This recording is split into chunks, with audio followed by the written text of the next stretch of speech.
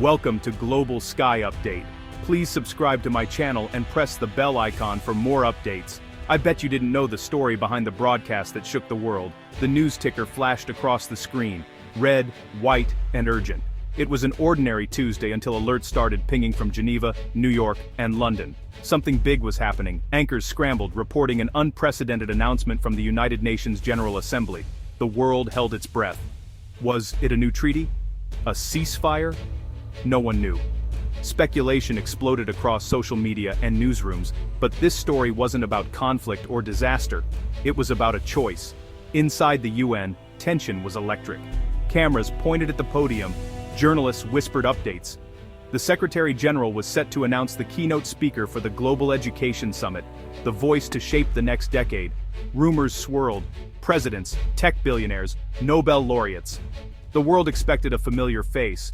Then, the announcement: Dr. Aris Reyes, an educator from the Philippines. A stunned silence swept the hall. Who? Journalists scrambled for answers. Why him? Why a Filipino educator? The decision was a bombshell, defying decades of unspoken rules about who gets to speak on the world stage. It challenged the very idea of what an international voice sounds like. Newsrooms erupted. Get me everything on this guy! The UN hadn't just chosen a person, it had chosen a perspective. An accent long dismissed as not good enough was now front and center. The choice was a statement, and the world, whether it knew it or not, was about to listen in a way it never had before. The stage was set for a new kind of global conversation. The world's media braced for a story that would redefine what it means to be heard. The countdown to the summit had begun, and nothing would ever sound the same again. For generations, Filipino English carried a heavy burden. It was taught in every school, but always with a catch. Your English isn't the real English. Critics called it broken, Carabao English, a form of cultural erosion. Children were drilled to lose their accent, told to imitate American or British tones. The goal wasn't communication, but imitation. This created deep insecurity. Success meant sounding like someone else. In call centers, accent neutralization was big business. Jobs depended on masking your origin. Filipinos were praised for their English, yet penalized for how they spoke it. The result: a constant, exhausting performance and a sense of otherness in one's own voice. Many hesitated to speak up, believing their ideas only mattered if delivered in a borrowed accent. This wasn't just about pronunciation, it was about power and the lingering shadow of colonial legacies. But quietly, Filipino voices were rising. In hospitals, on ships, in skyscrapers, Filipinos proved indispensable, their communication clear and effective. The digital age amplified their reach. Millions worked in business process outsourcing, their warmth and clarity winning over customers worldwide. The focus shifted from accent to understanding, from imitation to authenticity. Online, Filipino creators gained global audiences, speaking in their natural English and connecting deeply. Their accents became part of their brand, not a barrier. This quiet revolution was everywhere. In flawless medical charts, in Silicon Valley code, in viral videos. The world was already relying on the Filipino mind, and increasingly, the Filipino voice.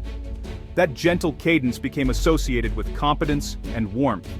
The foundation for a major shift in perception was being laid, one interaction at a time. The world was learning to listen differently. The choice of Dr. Aris Reyes was no accident. The UN wanted more than polish, they wanted authenticity. Dr. Reyes, a lifelong educator from rural Philippines, had built real solutions for real classrooms. He pioneered mobile learning and bamboo libraries, embodying grassroots innovation. His story was the message: change doesn't always come from the top. Some diplomats questioned the choice. Was his English international enough? The old prejudices surfaced, equating global standards with Western accents. But the UN stood firm.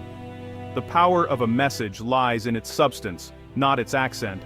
The Secretary General's spokesperson declared, "Dr. Reyes represents the future, resilience, innovation, hope." The UN wasn't just giving him a platform, they were defending his right to stand on it, exactly as he was.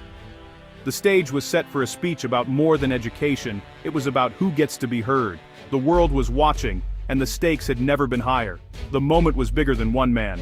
It was about rewriting the rules. The countdown to his speech became a countdown to change. The world braced for a new kind of keynote. The message was clear: authenticity would take center stage, and the world would have to listen. The day arrived. The UN hall was packed, buzzing with skepticism and curiosity. Dr. Reyes approached the podium, just a teacher, not a politician. He adjusted the mic, took a breath, and began. His voice was unmistakably Filipino, melodic, clear, unpretentious. He didn't open with policy but with a story. In my village, we say, ang hindi lumingon sa pinanggalingan ay hindi makakarating sa paroroonan. He translated, he who does not look back from where he came will not reach his destination. He spoke of learning by kerosene lamp, of students' hunger for knowledge. His English was precise, but his delivery was pure Filipino soul. The cadence was unique, calming, compelling, authentic. The audience, at first listening for his accent, soon forgot it. They heard a universal message of hope and human potential. He ended simply, let us build a world where every child can dream of a limitless future, not to be like us, but to be the best of themselves. Silence. Then, applause. One pair of hands. Then the whole hall. The ovation was thunderous. Dr. Reyes hadn't just delivered a speech, he'd delivered a revelation. The critics were silenced, not by accent, but by truth. The world had witnessed the power of an authentic voice. The teacher from the Philippines had changed the conversation, and nothing would ever sound the same again. The impact was immediate. News channels replayed the speech. Headlines called it, the speech that moved the world. Filipino voice trended globally. In the Philippines, people watched with pride, tears in their eyes, a weight lifted. For so long, they'd been told their voice wasn't enough. Now, it was celebrated. It was validation of identity, culture, and worth. Filipinos abroad felt it most. Nurses, engineers, caregivers walked taller, sharing the speech as a badge of honor. My accent isn't a bug. It's a feature, one wrote. Dr. Reyes became a national hero, his speech dissected in classrooms for both content and delivery. It sparked a conversation about language and identity. The message, you don't have to sound like someone else to be heard. You don't have to hide your origins to belong. The pride was not just in Dr. Reyes's success, but in the realization that his voice was, and always had been, one of their own. The world was finally listening. The Filipino voice was no longer secondary, it was celebrated. The echo of that moment reached every corner of the globe. A new standard had been set. The world's idea of what a global voice could be had changed, and the Philippines had led the way. The ripple effect was real. The BPO industry shifted. Accent neutralization gave way to accent appreciation. Companies realized the Filipino accent's warmth was an asset, not a liability. Filipinos moved into leadership and public-facing roles. A European tech firm launched an ad campaign featuring a Filipino team lead, speaking in her natural English. Competence was no longer tied to a specific accent. AI companies recruited Filipino speakers to diversify their language models. Filipino English became a valuable data set, not an error to be corrected. Diplomats spoke with new confidence, no longer code switching. The world learned, when you listen for the message, you gain wisdom you'd otherwise miss. The Filipino voice was now a respected part of the global conversation. The change was tangible, economic, and cultural, and it all started with one authentic speech. The most lasting impact was in the classroom. The Department of Education shifted focus. From accent imitation to communicative confidence, teachers celebrated Filipino English as a vibrant dialect, not a deficient version. Parents encouraged kids to be proud of their voice. Bedtime stories and dinner conversations embraced the Filipino cadence. New textbooks and audio materials featured Filipino speakers as valid models. Public speaking contests judged clarity and persuasion, not accent.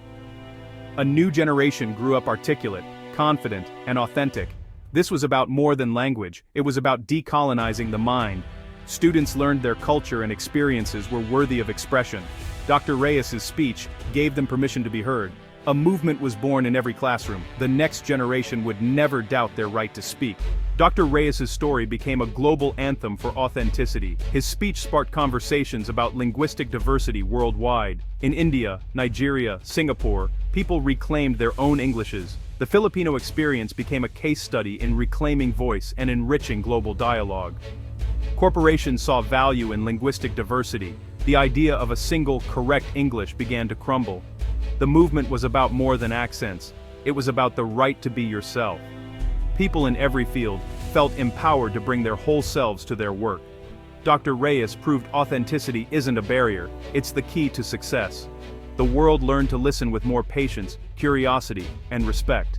The Filipino speaker at the UN became a modern fable. Our accents are not flaws, but maps of our heritage. When you speak from the heart, the world has no choice but to listen. In that listening, we all become more connected. The story didn't just change how we hear Filipino English. It changed how we listen, period. And that is the true power of an authentic voice.